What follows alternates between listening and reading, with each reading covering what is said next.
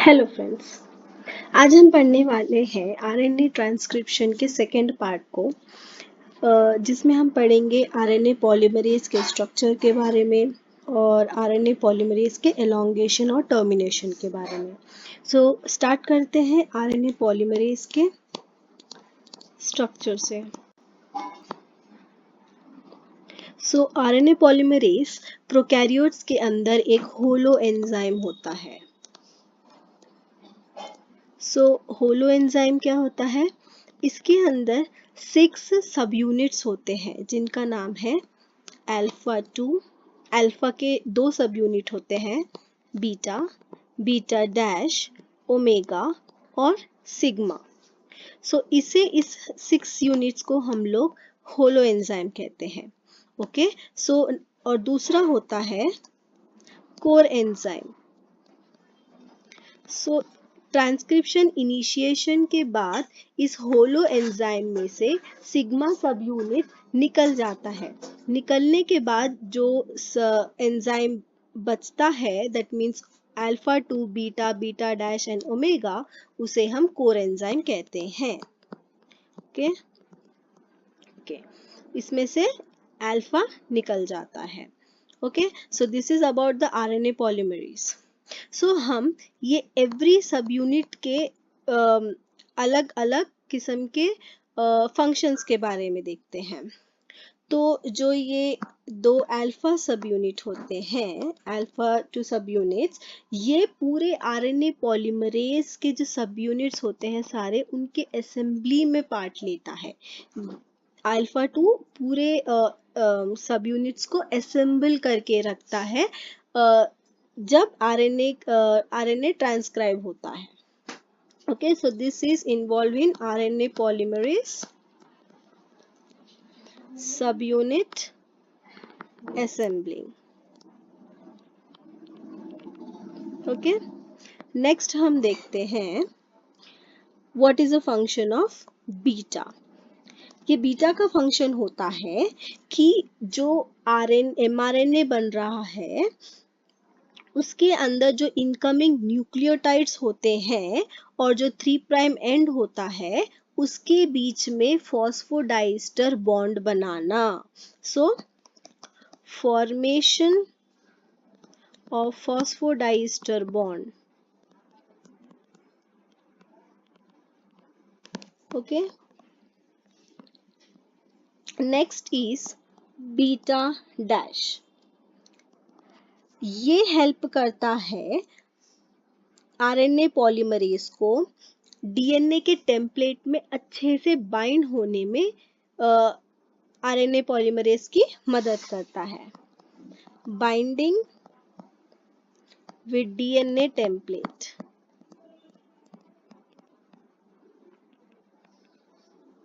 Okay,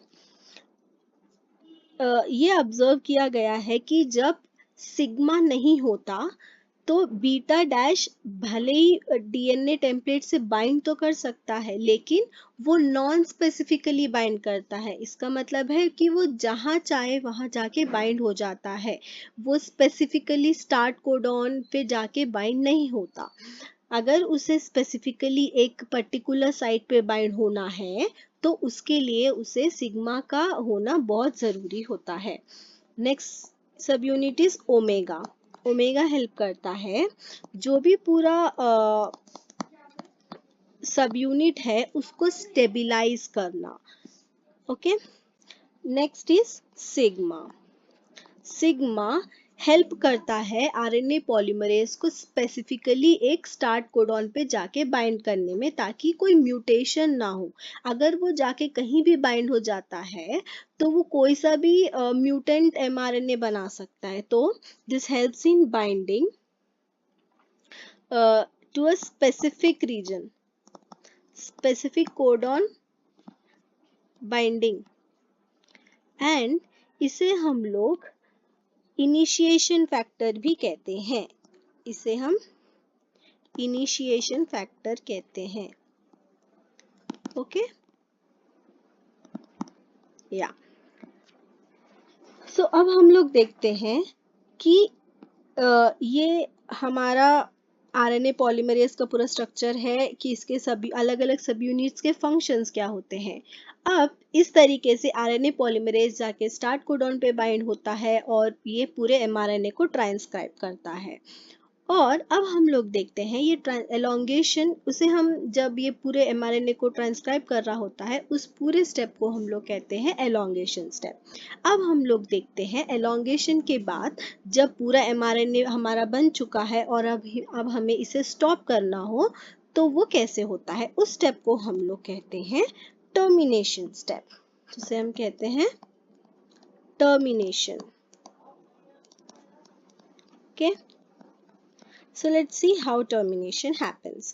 So termination basically दो प्रकार के होते हैं। पहला होता है रो डिपेंडेंट और दूसरा होता है रो इंडिपेंडेंट। तो हम एक एक करके पढ़ते हैं। पहला है रो डिपेंडेंट।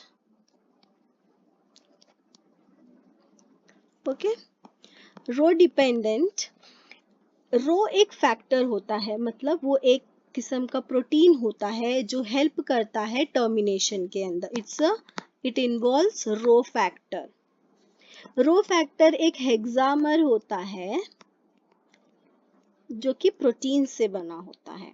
ओके, नाउ अब हम लोग इसको एक डायग्राम की मदद से समझते हैं। ओके, अब suppose this is our DNA which is transcribing. ठीक है, ये हमारा डीएनए है जो ट्रांसक्राइब कर रहा है।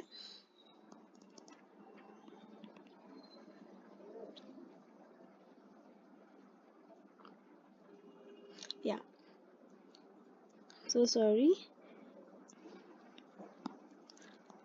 3 प्राइम to 5 प्राइम। यहाँ हमारा mRNA ट्रांसक्राइब हो रहा है। ओके, नाउ अब हमारे डीएनए पे एक सीक्वेंस होता है जहाँ लिखा होता है कि अब हमारे ट्रांसक्रिप्शन को रुक जाना चाहिए, उसे हम कहते हैं स्टॉप कोडॉन। ठीक है, तो जब हमारा स्टॉप कोडॉन होता है उससे 50 to 90 न्यूक्लियोटाइड्स पहले अपस्ट्रीम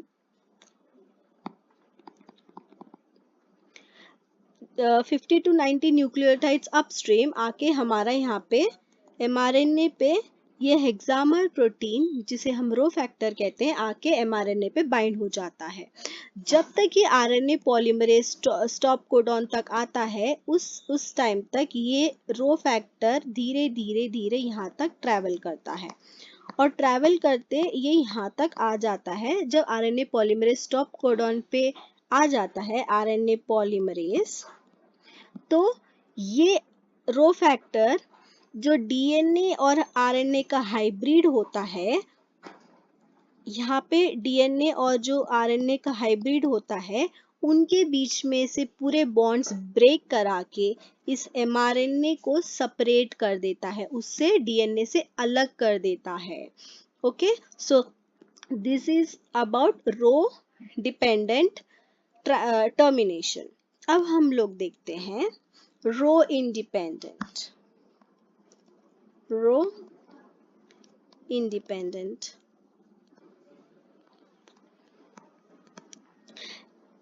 इन दिस इस टाइप के टर्मिनेशन के अंदर होता है हेयर लूप स्ट्रक्चर फॉर्म होता है। ओके, अब देखते हैं ये कैसे होता है। अब ये हमारा डीएनए है जो कि ट्रांसक्राइब कर रहा है और हमारा एमआरएनए है। ओके,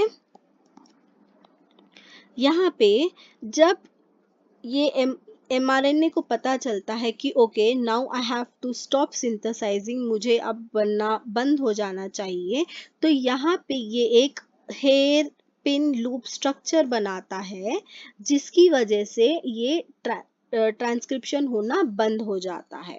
ओके, सो अब हम लोग इसको देखते हैं कि हेयर पिन लूप स्ट्रक्चर होता कैसे है। सो ये हमारा एक hairpin loop structure, I am sorry for the diagram. Okay, ये हमारा हेयर पिन स्ट्रक्चर होता है। ओके, तो यहाँ पे ये हेयरपिन स्ट्रक्चर में ये जो हमारा स्टेम होता है ये जीसी रिच होता है। ओके, ये जीसी रिच होता है और यहाँ पे इसके ये टेल पे 5 यू रेसिड्यूज होते हैं। ओके, और यहाँ पे बाकी के A T G C A T T G A C A ऐसे न्यूक्लियोटाइड्स होते हैं। ओके, सो जब ये हेयरपिन स्ट्रक्चर यहाँ पे बनता है तो ये एमआरएनए इस डीएनए से डिसोसिएट हो जाता है। ओके, सो इस तरह होता है अपना rho independent and rho dependent termination. Okay, so hope you have understood. If you like the video, please like it and share it with your friends, and please do subscribe the channel. Thank you.